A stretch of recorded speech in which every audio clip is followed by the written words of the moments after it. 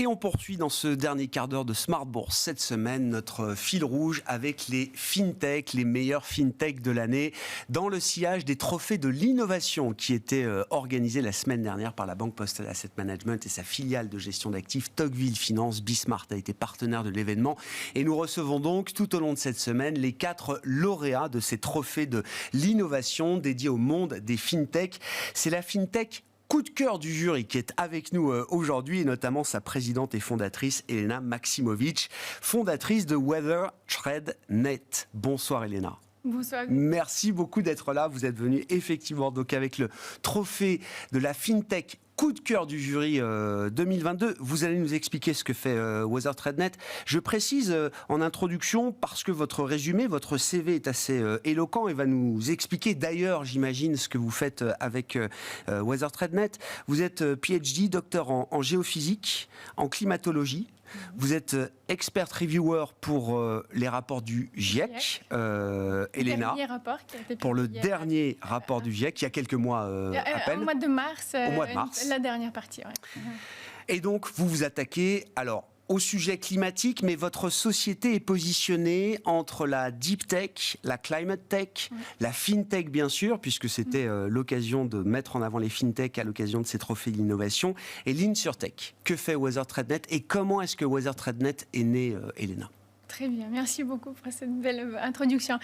Donc WeatherTradeNet, notre équipe, travaille sur l'adaptation au changement climatique. Notre mission, c'est de soutenir les entreprises et le gouvernement face aux risques climatiques, dont les sécheresses, les inondations, les tempêtes, et cela avec les données passées et les données futures, pour permettre au gouvernement, aux entreprises de travailler avec les données facilement et rapidement. Nous avons mis en place une plateforme, nous avons lancé avec notre équipe une plateforme où, à l'échelle de quelques secondes, vous pouvez récupérer pour localisation de données l'information. Qu'est-ce qu'il y a, qu'est-ce que vous avez là-bas, est-ce qu'il y a des ouragans, les tempêtes, les inondations, des différents types de risques. Et cela, c'est dans un contexte législatif, c'est un contexte nouveau. Donc, en Europe, déjà, c'est lancé, donc c'est pas encore formulé exactement. Donc en anglais, ça s'appelle Corporate Sustainability Reporting Directive. Ouais. La directive qui oblige les entreprises à faire un reporting sur la soutenabilité de leurs activités physiques. C'est ça. Donc, il y a plusieurs choses. D'abord, c'était surtout le bilan carbone et la pollution. La pollution d'eau, la pollution des sols, la pollution d'air et les émissions suite à l'activité industrielle ou activité tout court. Et maintenant, il y a une nouvelle partie qui s'appelle Physical Risk, donc risque physique. Donc, c'est comment le climat il impacte les entreprises et il impacte chaque partie d'activité. Ouais. Et donc, c'est là où on intervient. Mais c'est très intéressant parce que, nous, dans les marchés, on regarde le risque financier, mais on a oublié, là, on parle bien du risque climatique physique. Exact. C'est-à-dire là où mon entreprise est implantée, où j'ai une usine, où j'ai des bureaux, où j'ai des employés. Est-ce qu'il y a un risque de sécheresse? Est-ce qu'il y a un risque de fortes averses, de moussons, d'inondations, etc. Quand Mark Carney a élaboré effectivement l'idée des risques climatiques, non, mais bien sûr, tout le monde a en tête ce discours fondamental.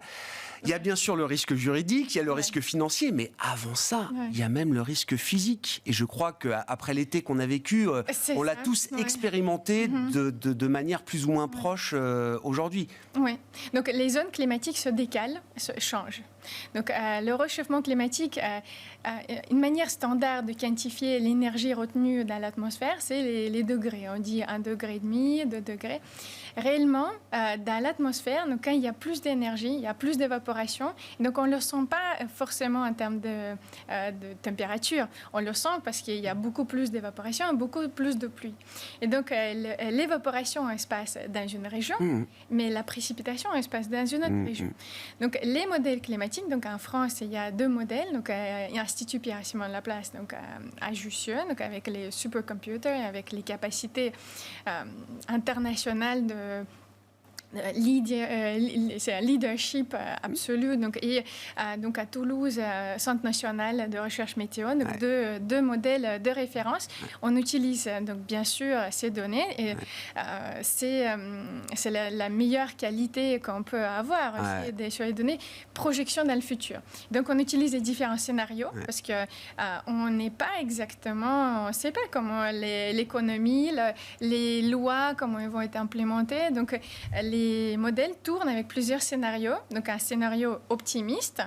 Donc un scénario, on suppose qu'on va couper les émissions rapidement pendant les prochains 5 ans. Et les scénarios pessimiste, quand on dit business as usual, où on dit, voilà, on tourne l'économie comme maintenant, et qu'est-ce qui se passe avec les émissions et le réchauffement.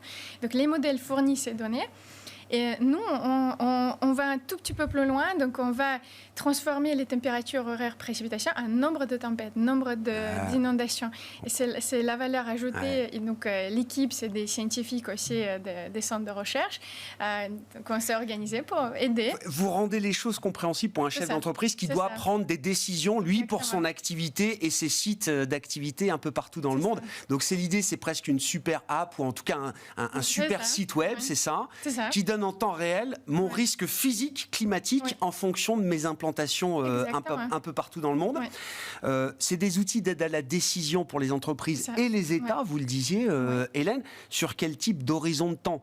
Est-ce que l'idée c'est attention, urgence, dans une semaine, il y a un risque d'inondation dans une partie d'Asie du Sud-Est où j'ai des usines? Ou est-ce que l'idée c'est des projections sur plusieurs années qui permettent effectivement de prendre des décisions stratégiques d'entreprise? C'est ça. Donc, les échelles sont tous... chaque échelle est importante. Donc, la prévision dans le futur des tempêtes, forcément, elle est faite avec les données passées. Donc, on regarde d'abord, donc, on doit apprendre l'algorithme, détecter dans le passé qu'est-ce qui s'est passé pour que l'inondation se passe à cet endroit particulier. Donc, on apprend, donc c'est les algorithmes d'intelligence artificielle, donc les algorithmes classiques de détection des patterns qui sont responsables pour chaque événement, pour chaque anomalie. Donc, les échelles de temps, forcément, on travaille avec les données très régulières, donc c'est les données toutes les heures, mais après on regarde, donc avec les données toutes les heures, précipitations toutes les heures, on va regarder les anomalies, donc jour par jour, l'inondation, voilà, on fixe l'inondation et après ensuite on dit à l'échelle de 5 ans, à l'échelle de 10 ans et à l'échelle... Qu'est-ce que ça donne? 30 ans, qu'est-ce que ça donne? C'est ça, en termes de... Et ça, on fait une petite approche assez spécifique donc à ce projet-là. Nous, on utilise la logique des compagnies d'assurance. La compagnie d'assurance, elle regarde la récurrence des événements et aussi le maximum, le pire des cas.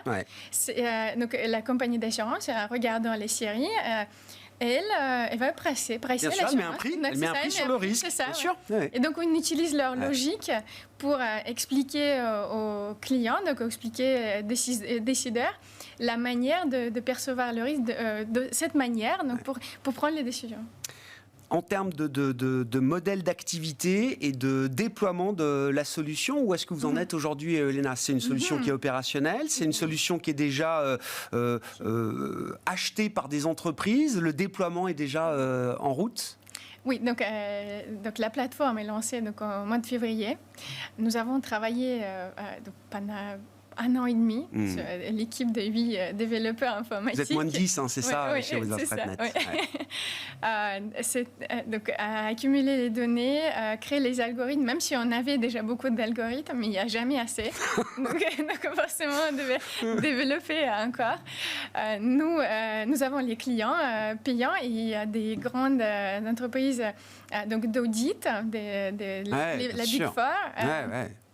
Ensuite, les compagnies d'assurance, donc mondiales, américaines, allemandes, donc qui s'intéresse beaucoup parce que la différence entre nous et les compagnies d'assurance, par exemple, qui vendent les données aussi, qui vendent les assurances s'appellent paramétriques, basées sur le climat, que les compagnies d'assurance, normalement, elles n'accumulent pas les données climatiques en amont. Elles attendent que le client se manifeste. Donc, les compagnies d'assurance, en voyant ce volume d'informations, ils voient le potentiel. Mais nous, c'est les scientifiques qui ont créé cette entreprise. Et notre accord interne, que les données il doit avoir un accès démocratique pour tout le monde. Donc, c'est Vous voulez ça notre ouvrir mission. ces données. Oui. Donc, notre mission, c'est de permettre... donc, c'est par exemple les bailleurs, les promoteurs, les promoteurs, les mairies, aussi les NGO, les associations, les ONG, les associations, qui puissent aussi utiliser, par exemple, Red Cross, qui est Croix-Rouge, qui puissent utiliser les données, non seulement les entreprises et les assureurs, parce que je ne m'inquiète pas beaucoup pour eux. Non, ils ont les moyens. Non, mais c'est bien. Ces données doivent être à disposition du plus grand nombre. Oui, c'est ça. Oui. Et maintenant, c'est possible. Donc, avec les moyens informatiques, maintenant, avec toutes les technologies, c'est possible. Merci beaucoup, Elena. Félicitations à vous et à toute l'équipe de Weather TradeNet pour ce prix, ce trophée de l'innovation. Vous avez été le coup de cœur du jury 2022, un jury qui était composé d'une quinzaine de personnes dans le monde financier, dans le monde de l'entreprise, avec des profils très éclectiques. Et les organisateurs, je le rappelle, la Banque Postale Asset Management et Tocqueville Finance, pour cette cérémonie qui se déroulait le 20 octobre.